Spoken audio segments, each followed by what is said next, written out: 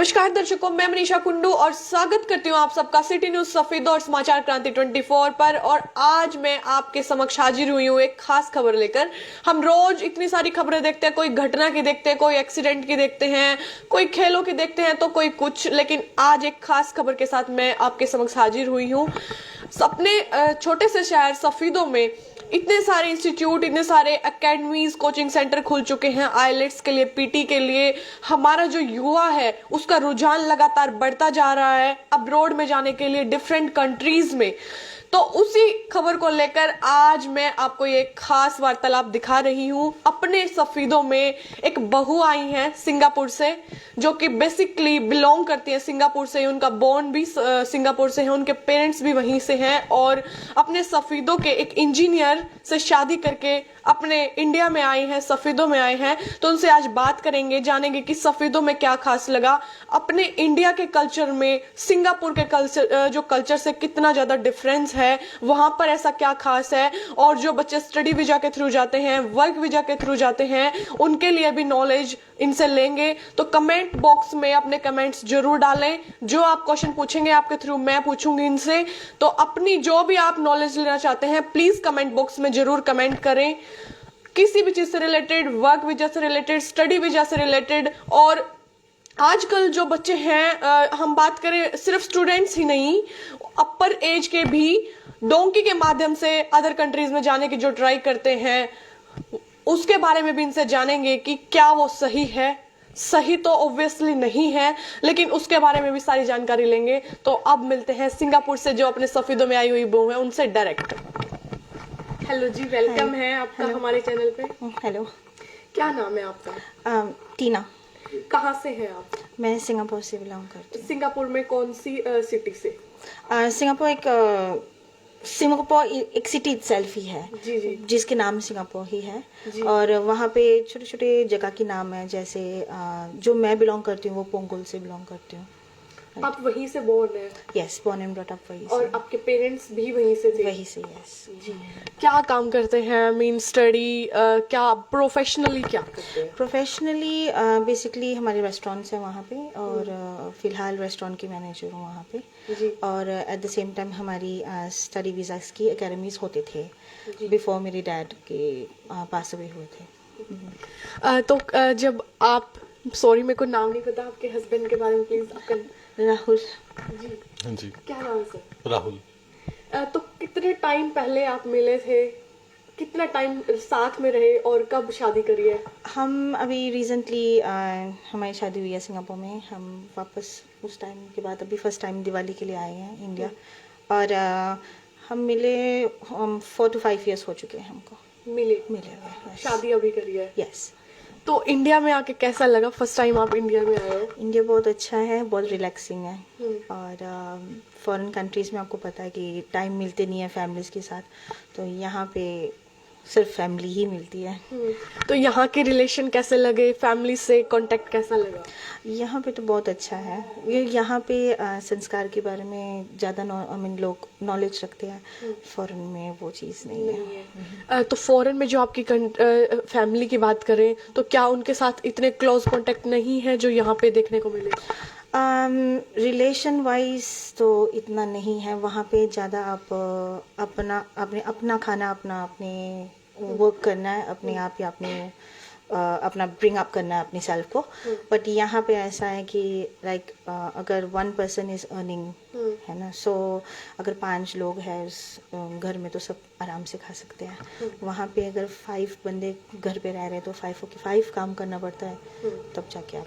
Expenses में कितना difference है सिंगापुर और इंडिया? बहुत डिफरेंस है। इंडिया में तो आप मीन्स एक ऐश लाइफ आप आराम से जी सकते हो। वहाँ पे एक्सपेंसेस जितना ज़्यादा आप कमाते हो उतना ही 90% एक्सपेंसेस है। आपने बताया कि आपकी एक एकेडमी है, तो क्या आप सिर्फ स्टडी वीजा ही प्रोवाइड करवाते हैं या फिर वर्क वीजा भी? हम एक्चुअली बेसिकली स्टडी वीज़ा ही प्रोवाइड करते हैं। वर्क वीज़ास पे 90% में से सिर्फ 10% ही लगते हैं। दैट ट्रू अगर जेन्युइनिटी है उस कंपनी की। बेसिकली रीजंस ये है कि कंपनीज की कोटा की ज़रूरत होती है। अगर कंपनी में कोटा है तब आपकी वर्क परमिट्स लगती है, अदरवाइज नहीं। सो 90% हमेशा वर्क परमिट्स नाकामयाब होती है। बट फॉर स्टडी वीज़ा अगर आप जेन्युइनली अपना स्टडी बेस पे आप जाते हो, काम करते तो जी। तो जब स्टडी वीजा के बाद आप वहाँ पे स्टूडेंट्स यहाँ से जाते हैं, कितना टाइम लग जाता है उनको पीआर होने के लिए, क्या करना पड़ता है? अगर आप सिंगापुर की बात करते हो तो कोई भी स्टूडेंट पीआर नहीं हो सकता, ये रूल है सिंगापुर की।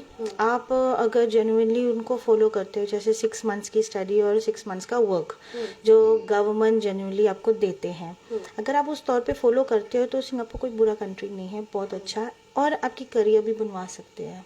अगर समटाइम्स जब आपकी इंटर्नशिप लगती है 6 मंथ्स के बाद और आप कंपनीज के साथ जुड़ते हो, आप उनके साथ अच्छे से आप काम करते हो, आपकी सैलरी मंथली वो अकाउंट्स में डलवा देते हैं।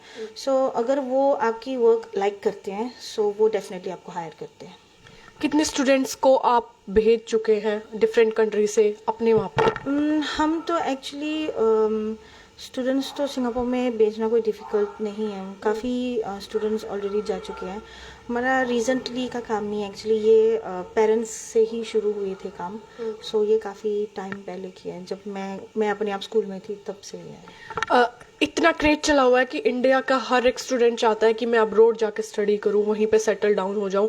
डोंकी के माध्यम से जाते हैं, तो उनको आप क्या सजेस्ट करना चाहेंगी और आप पर्सनली क्या सोचती हैं इसके बारे में कि जो स्टूडेंट्स डोंकी के थ्रू जाते हैं?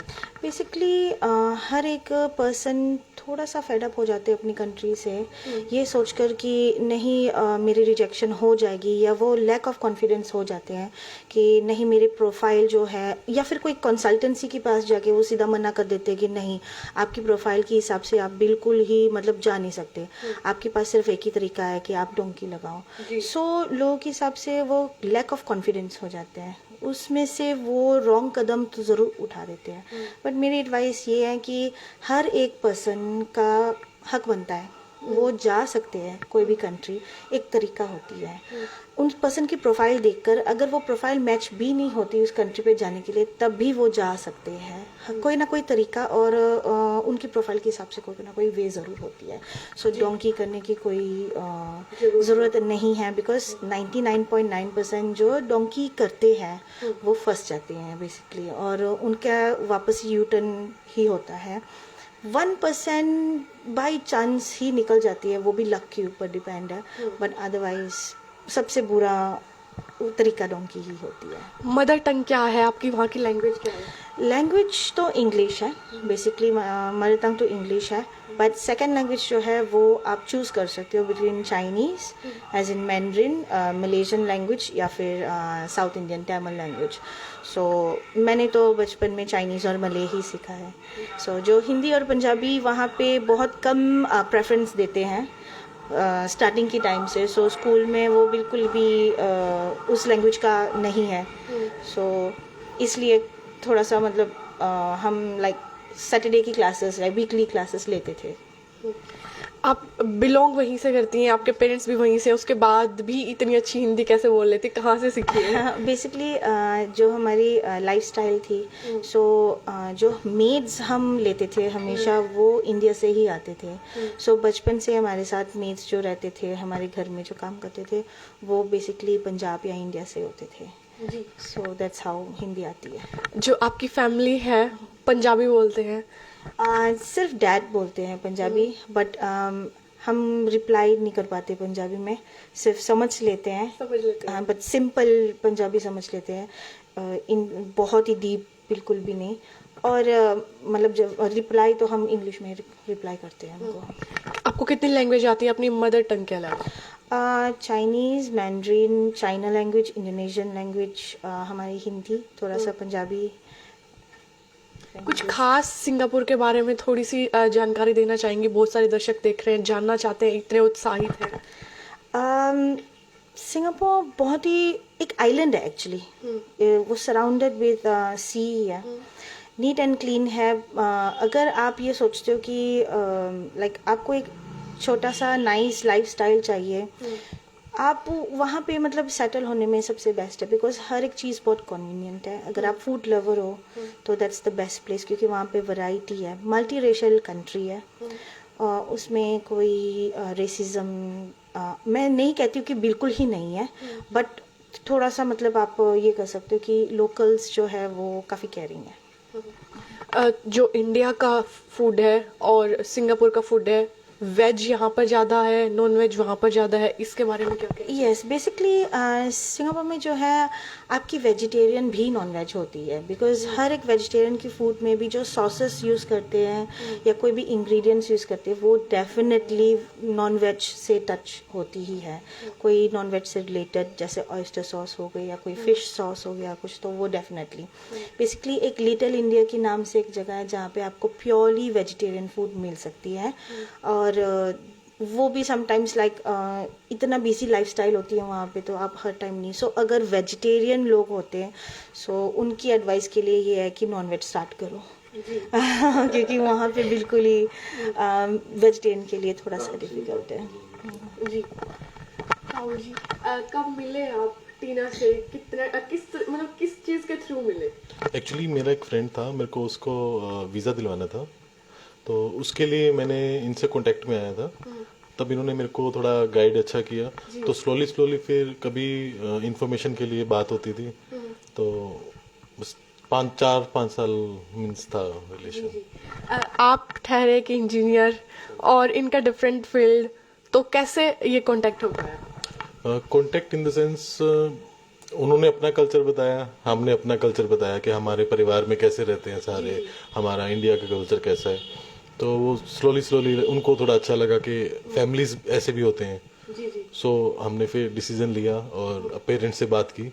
अरेंज मैरिज है, कोई ऐसा नहीं है कि हमने भाग के किया, कुछ ऐसा नहीं है। पेरेंट्स से बात की, इन्होंने भी अपने पेरेंट्स से बात की, हमने भी अपने पेरेंट्स से बात की, तो मान के बोला। तो शादी आपने इंडिया के कल्चर के थ्रू की या फिर सिंगापुर के जो रीति रिवाज हैं उनके? नहीं, मैंने टोटली इंडियन कल्चर से, वहाँ पे गुरुद्वारे में शादी की है। जी। हाँ जी। तो आपके पेरेंट्स वहाँ पर नहीं पहुँच पाए तो कैसे पॉसिबल हुआ? हमने वीडियो कॉल पे सब दिखाया था जी। हाँ जी, इनके पेरेंट्स वहाँ अवेलेबल थे और हमारे पेरेंट्स भी अवेलेबल थे, हमेशा हमारे साथ ही रहते, दिल में रहते हैं हमेशा, ऐसी कोई बात नहीं है। तो फर्स्ट टाइम ही आए हैं, शादी के बाद ही आए? हाँ जी, एंगेजमेंट हमने पहले यहीं की थी, तो तब टीना आई थी यहाँ पे, क्योंकि वो लॉकडाउन की वजह से थोड़ा सा था इशू, तो उसके बाद फिर हमने शादी वहीं पे जाके की थी। टीना को यहाँ एडजस्ट होने में कुछ डिफिकल्टीज आई या फिर एकदम से घुल मिल गई? नहीं, ऐसा कुछ भी नहीं है, बिल्कुल मीन्स फैमिली से ज्यादा है इनके साथ। कितने टाइम से अभी इंडिया में है आप लोग? ऑलमोस्ट 15-20 डेज हो चुके हैं। वापस कब जा रहे हैं? वापिस होपफुली कब? एज सुन एज पॉसिबल, क्योंकि काफी दिन हो गया तो जाके काम भी देखना है, तो इस वजह से। टीना जी, क्या आपका दिल कर रहा है इंडिया से वापस जाने का? एक्चुअली नहीं, अगर मेरी जैसे मैं कहती हूँ लाइफस्टाइल वहाँ पे काफ़ी टफ है, बिजी है। सो अगर जैसे एक दिन भी आप मिस करते हो तो आप कम से कम भी लाइक 10,000 रुपीज़ मिस करते हो पर डे का इनकम। सो इस वे में अगर जैसे लाइफस्टाइल है यहाँ पे तो बिल्कुल भी नहीं दिल करता कि वापस जाए उसी लाइफस्टाइल में, हेक्टिक लाइफ एंड ऑल।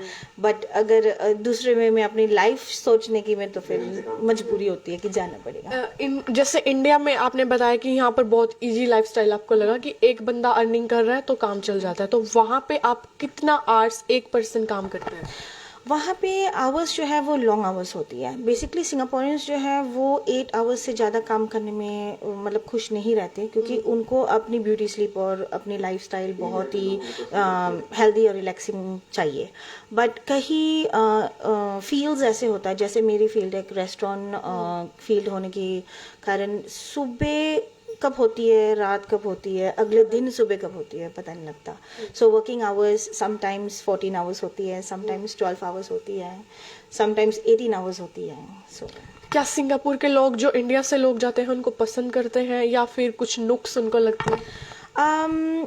जब फॉरेन से, जब इंडिया से कोई जाते हैं तो उनसे मतलब वो इरिटेट नहीं होते, बट समटाइम्स उनकी थोड़ा बहुत हरकतें लाइक स्पिटिंग या फिर लिटरिंग या कुछ ऐसे हरकतें की वजह से वो थोड़े से हो जाते हैं इरिटेट, बट वो उनको एट द सेम टाइम समझा भी लेते हैं। बट बेसिकली जब कोई इंडिया से आते हैं तो वो नीट एंड क्लीन बिल्कुल करते हैं, वो अवॉइड करते हैं कि नहीं हम इस वे में करते हैं। हाँ जी। आपको 9 लैंग्वेज आती हैं, तो जैसे अभी अब मैं आपसे मिली तो आपने कहा नमस्ते जी, तो ऐसे जब हम किसी को मिलते हैं तो आप कैसे 9 लैंग्वेज में कैसे आप मतलब मीट कैसे करते हैं? वहाँ पे बेसिकली 9 लैंग्वेजेस के पीपल तो नहीं होते, बट मेन जो चाइनीज़ होते हैं वो हम नी हाओ कहते हैं। नी हाओ मतलब हाउ आर यू को नी हाओ कहते हैं। मलेशियन में हम आपा काबार कहते हैं, और एज यूजुअल तमिल में हम वनकम कहते हैं। वेलकम कैसे करते हैं? वेलकम करने को जैसे कि आपने बताया कि हाउ आर यू का बताया, वेलकम कैसे करते हैं? वेलकम ऑल्सो से नी हाओ। राहुल जी, आप एक इंजीनियर हैं, तो अभी जब से आप सिंगापुर में सेटल हुए हैं, क्या सेम फील्ड में या फिर चेंज हो गया? नहीं, अभी तक तो मैं टू बी वेरी फ्रैंक कुछ काम नहीं कर रहा था। जी, मैं सिर्फ एक टूरिस्ट वीजा पे था अभी से पहले, जस्ट लाइक अभी 2 मंथ्स पहले ही PR हुआ हूँ वहाँ पे। तो अभी अपनी फील्ड में सर्च करेंगे पहले तो जॉब, उसके बाद अगर नहीं है तो फिर कोई अपना काम करेंगे, खुद का बिजनेस करेंगे वहाँ पे, फिर देखते हैं क्या होता है।